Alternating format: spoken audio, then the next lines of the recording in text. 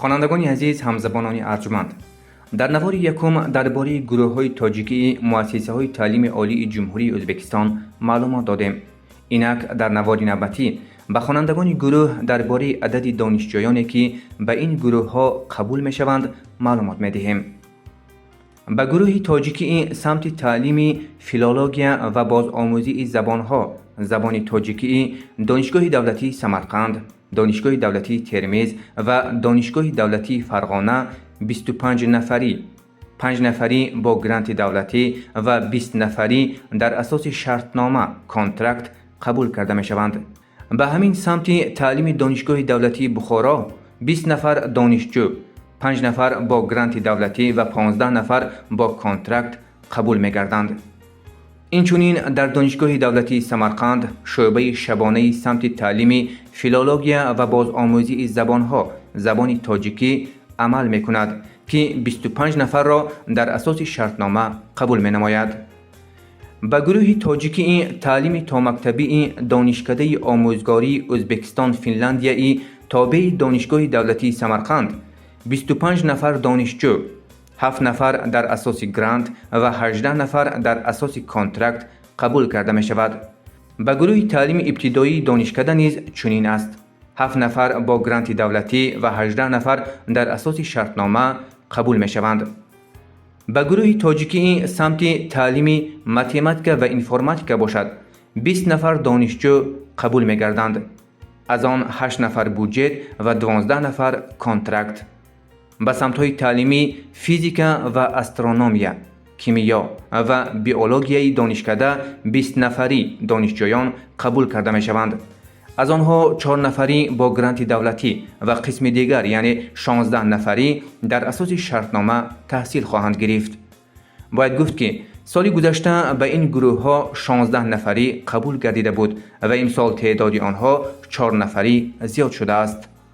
در دانشکده دولتی پداگوژی چرچق ولایت تاشکند گروه های تاجیکی تعلیم تا مکتبی، تعلیم ابتدایی و زبان و ادبیات تاجیک موجودند که به همه آنها 25 نفری جمع 75 نفر دانشجو قبول کرده می شود.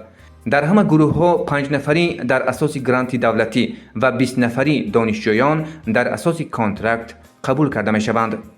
غیر از این در شعبه های غایبانه فاکولتت های تعلیم تا مکتبی و تعلیم ابتدایی دانشکده دولتی پداگوژی چرچق گروه های تاجیکی موجود بوده. به این گروه ها 25 نفری در عموم 50 نفر قبول کرده می شود. به گروه تاجیکی تعلیم ابتدایی متماتیک و انفرماتیک و بیولوژیایی دانشکده دولتی تدبیرکاری و پداگوژی دهنوی ولایت سرخاندریا 25 نفری، 5 نفری بودجت و 15 نفری در اساس شرطنامه قبول کرده می شوند.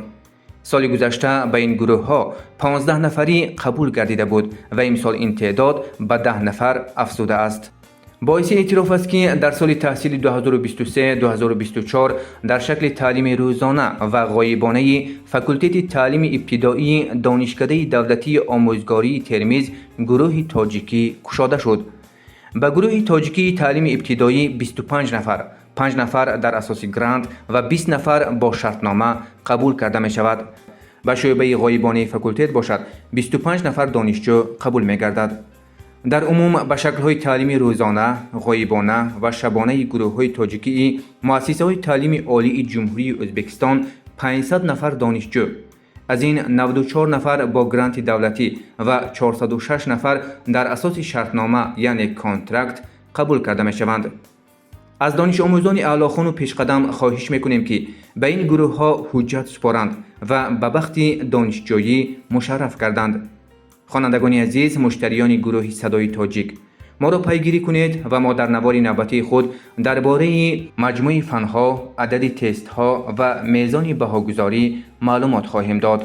با ما بمانید و این نوار را به دوستان خود فرستید تا آنها نیز از این نویدهای خرسندی بخش باخبر شوند.